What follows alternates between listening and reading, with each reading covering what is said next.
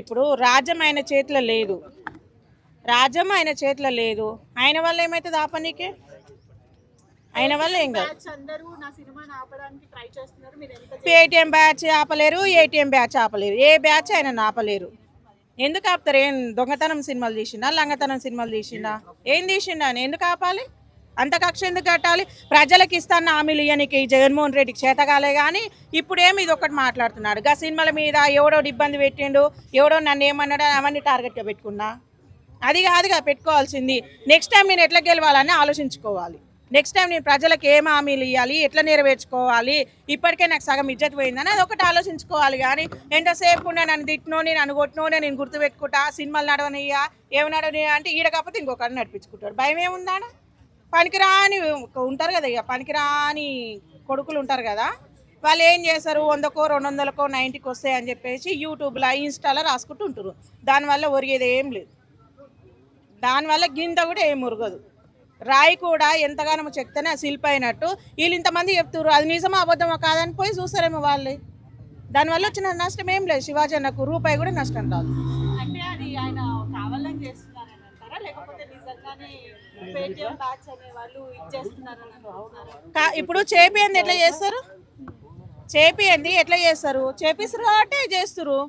Paytm బ్యాచ్కి ఏంటి ఓడిగాలి? Paytm అయినా కానీ, గూగుల్ పే అయినా కానీ, ఫోన్పే అయినా కానీ పైసలు అయితే కొట్టాలి కదా.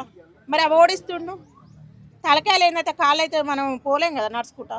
మరి అది చేపిస్తారు కాబట్టి అంటారు. అదే ఆయన ఆవేదన ఏంటంటే చాలా మంది చాలా కష్టపడి, అంటే పొద్దున్న ఎప్పుడో 6 గంటలకు వచ్చి నైట్ 12 o'clock ఇంటికి వెళ్ళి ఎంతో మందికి ఉపాధి కల్పిస్తున్నాము మేము సినిమాలు తీస్తూ, ఇలాంటి టైంలో ఇట్లా చేయడం ఎంతవరకు కరెక్ట్ అంటే? ఉపాధి కల్పిస్తుండు. మరి ఆయన వల్ల వేల మంది బతుకుతున్నారు.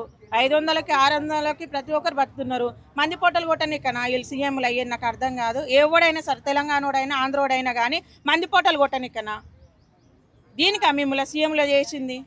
ఇప్పుడు ఆ సినిమా అయిపోవడం వల్ల మిత్తిలకు తెచ్చుకుండో ఎట్లా తెచ్చుకుండో వాళ్ళందరికీ ఎట్లా కట్టాలి? ఈ నన్ను కక్ష చూపించేది.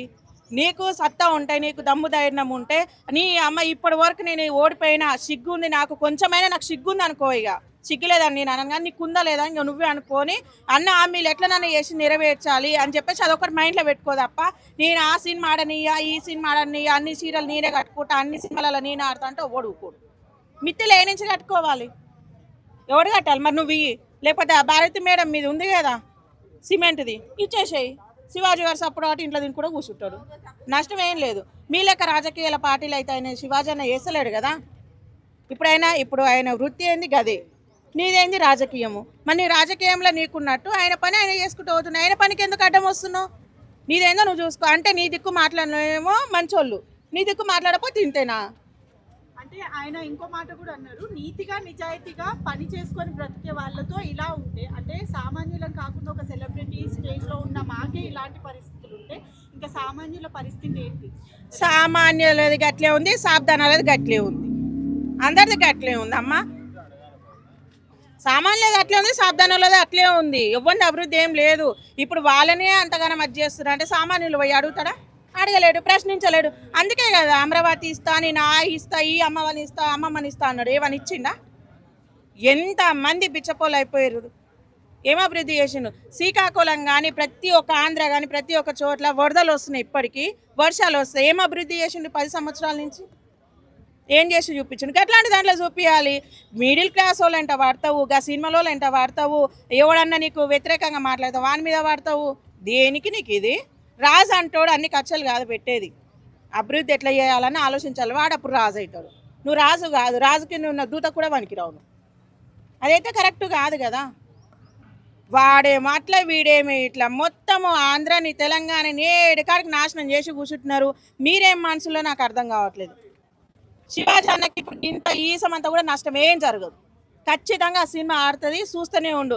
ఎందుకు చేస్తున్నా అంటే ఇప్పుడు పవన్ కళ్యాణ్ అన్న దిక్కు మాట్లాడింది కాబట్టి అది టార్గెట్గా పెట్టుకున్నావు. ఎంతమందిని పెట్టుకుంటావు నువ్వు? ఒక మీటింగ్ పెట్టాలంటే పైసలు కావాలి. పవన్ కళ్యాణ్ ఒక్క మాట ఒక్క మీడియాలో చెప్తే చాలు, అభిమానంతో వస్తాడు. తట్టుకోగలుగుతాడు ఆయన? తట్టుకునే శక్తి ఉందా?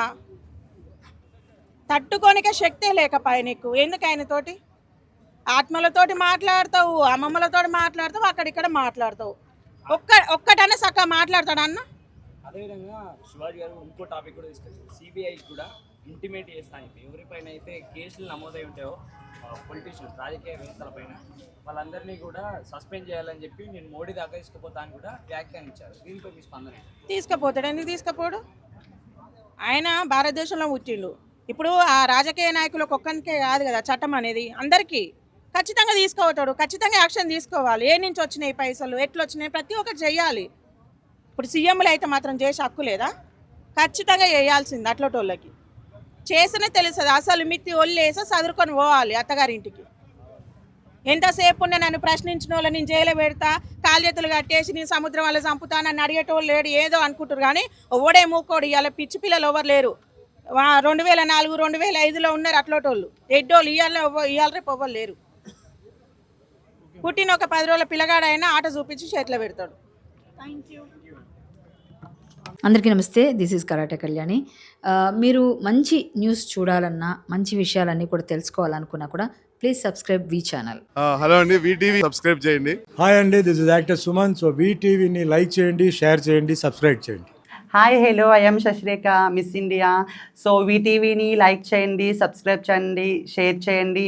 ఏమైనా డౌట్స్ ఉంటే కామెంట్ బాక్స్లో కామెంట్ చేయండి. Thanks for VTV.